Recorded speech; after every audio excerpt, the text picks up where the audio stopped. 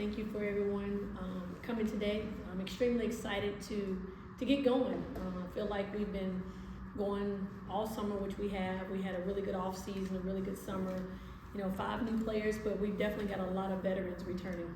I've said this multiple times. This is probably the oldest team I've ever had as far as experience goes. There's a lot of young women out here that played on the championship team that was a part of our run that we made last year. So there's a lot of veterans. We've been able to move a little bit faster than what we've been able to do in the past. But at the end of the day, we don't change who we are. We're going to always be a defensive-minded team.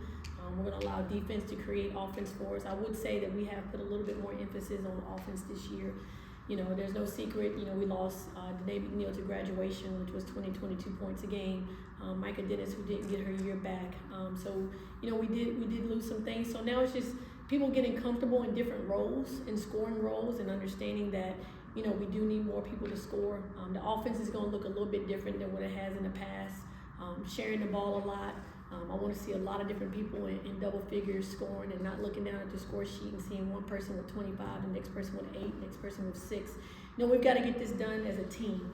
And we've been really working on our chemistry on the floor, believing in each other, trusting in each other, sharing the ball, and just knowing that any night, a different person can lead us in scoring. And that's what I want. I say all the time, we're playing for what's written across our chests. We're playing for each other. We're playing for East Carolina. We're playing for Pirate Nation. So we're just excited to get going. We've had some scrimmages where we've, looked good at times, saw some areas that we need to get a lot better at, but the young ladies are locked in to get better. They want to continue to get better. They want to continue to move this program in the right direction. Conversations are different. 3 or 4 years ago, it was about rebuilding. It was about getting to a point where we understood how to win games. Now we're there, and the constant conversation is about, putting more banners in Minji's. It's about winning championships. It's about expectations. It's about standards. And young women know that when they come here, that they're going to be competing for a championship. We're not in the rebuilding stages. That's a team of the past. So, excited to get going. Excited for another great year. Hopefully Pirate Nation will continue to support us. I see no reason why we can't average 2,000 people a night. We're in a college town. There's no major sports. There's no professional sports. We are the hit, whether it's football, men's basketball, women's basketball, volleyball. Pirate Nation needs to come out and support these women because they work extremely hard on a daily basis, not only on the court, but in the classroom as well. I have to brag about my young women when it comes to the classroom. Every kid on my team has a 3.0 or better. We're carrying a 3.4 team GPA. So what better representation would you want for your university, for your city, for Pirate Nation, but young women that can get it done in the classroom and on the court and in the community. So I just, continue to ask Pirate Nation, come out and support us. Don't come alone, bring somebody with you.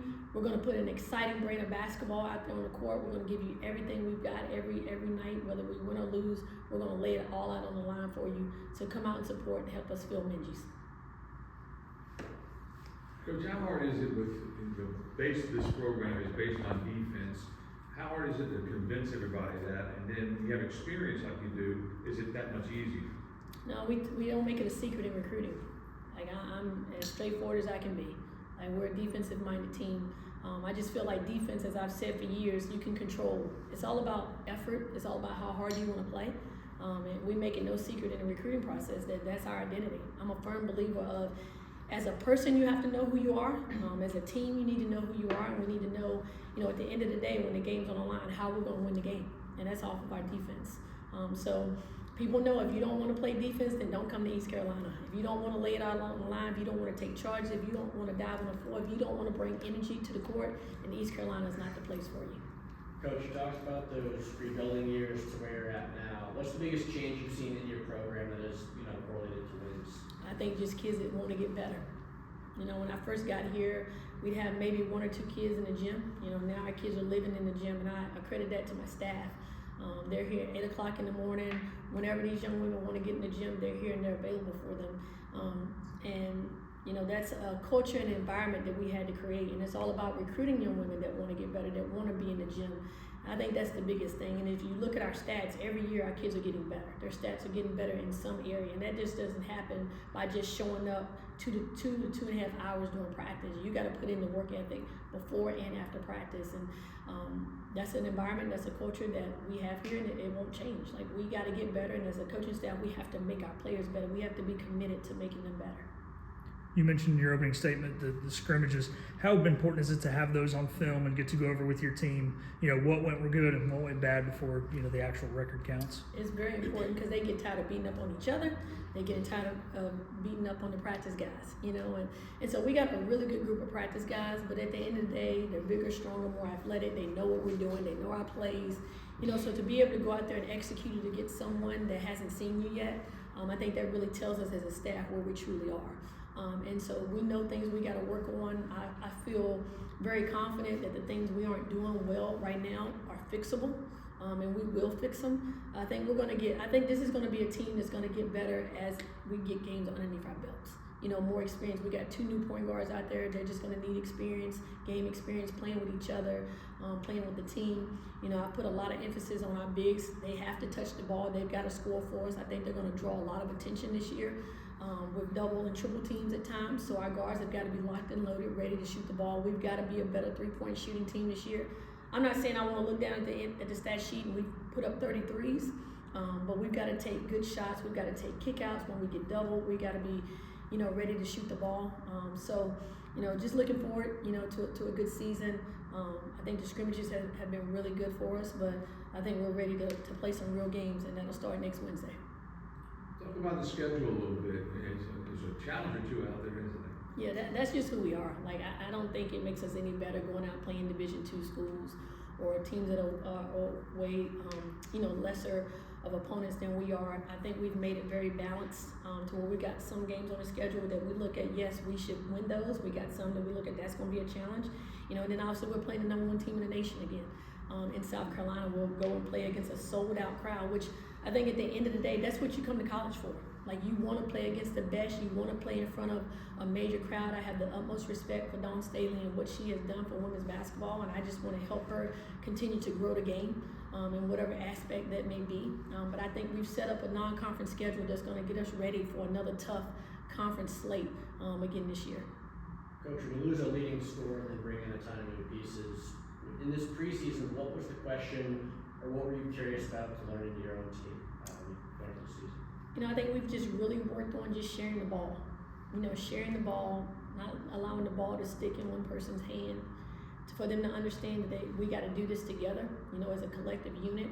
We've had some times where that ball has touched 3 or 4 people, different people's hands, and that's when we look our best.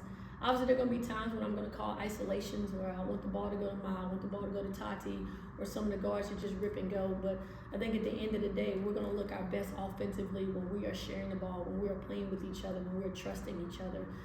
I think that's just the way this team is going to look, which at the end of the day, that's what I want. Like I said before, I want to look down and see multiple people, in double figures. And I really think that's why the league, is kind of, they're counting us out a little bit, because we did have Danae that at times could put up 30. So I think people are kind of trying to figure out who's going to be their scorer. But by the time conference time comes, our offense is going to be flowing. We're going to be confident in each other. We're going to share the ball. We're going to get out in transition. We're going to finish, and we're going to look really good. Last year, you lost Sania 9 games in, right? And, she's kind of the point woman of that defense, and you kind of rotate some different people in last year. How big is it to be having her back, as well as which one of the new point guards have kind of stepped up? Because obviously Sania can't be out there 40 minutes a game. Yeah. It's like having another coach out there on defense. She knows the defense just as well as I do. I found myself at times going to her, running some things off of her, what we're doing defensively. But, obviously Micah and Sania was a huge loss last year, losing those two. And, people had to play some different roles. Bobby got to put the ball in her hands a lot, which I think has made her a better player.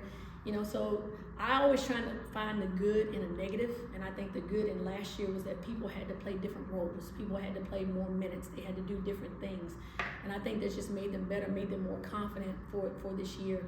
But having her back out there, as our leader, as our mature factor, kind of calm us down, know what we're doing on defense, get everybody talking, has definitely helped our defense. And I think we're in a better place right now defensively than what we were last year, because at times there may only be one person out there that hasn't done this defense before. And at the end of the day, like, this is a hard defense to learn. Like, you really need to be in this system for a full year before you completely understand it. Like, you might start to grasp it come conference time, but you need a whole year underneath your belt to feel confident, to anticipate, to be able to react to different situations. And so to have 4 and 5 people out there at a time that has done this has really, helped us move a little bit faster than what we have in the past. And as far as our point guards, they're different. Puda's a freshman. She's never had this experience of being on the college level, but she's feisty. She's learning. Tamia, has a little bit more experience, but I think they're going to share the role. I think they're both.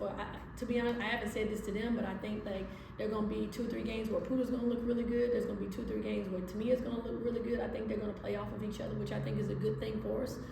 Because you have multiple kids coming off the bench that can play the point guard role, and it gives the defenses a different look. So I'm excited for their growth. They're going to continue to grow. They want to get better, and they want to help this team win a championship. Any other questions? You mentioned Micah Dennis. Unfortunately, she doesn't get to come back, but she is coming back on your staff. How important is it just to have her still be a part of this Pirate program and be a part of your staff, as she was a really high IQ player for you? I say this all the time. It's more than just about basketball for me. It's about life. It's about helping my young women and putting them in positions to be successful. When Micah came in here, had 3 years from Oklahoma State that didn't really go the way she wanted. Came in here and earned her way as a point guard. I didn't give it to her. She had to earn it. And by mid-season, the year we won the championship year, she earned it. And we flourished after that offensively. So she's done a lot, for this program, a lot for this university. She has an undergrad, her master's, all while keeping a 3.5 above GPA. Why the NCAA couldn't see that? If we say we're about the student athlete and she played 4 minutes over, why wouldn't they give her her year back? But some things you just can't control. So, as the process kept going, I just had a feeling in the back of my head they wasn't going to give her her year back. So I was starting to plan, like, how can I help her? How can I help her move forward in her career? And so I had already started like planning for her to be on my staff. And I love having a former player on my staff. They know you. They believe in you. They believe in the system. They can help with the new kids, kind of help them understand who I am and what I expect them out of my program. So, I will always help my players in one way or the other. And just so happened I had an open position and I could help her, in that situation. Next year if I have an open spot and somebody wants to coach, I'll definitely help them. But I'm all about helping my players, with life after basketball. And I'm not this coach that once you're done your 4 or 5 career, that I'm just going to throw you to the wayside. That's not what I'm about, and I think I kind of proved that, with what I've done with Micah and some other kids in the past. So excited to have her on the staff, excited to see her growth, and excited to see how she can help mentor some of these younger players. Thanks, everyone. One note.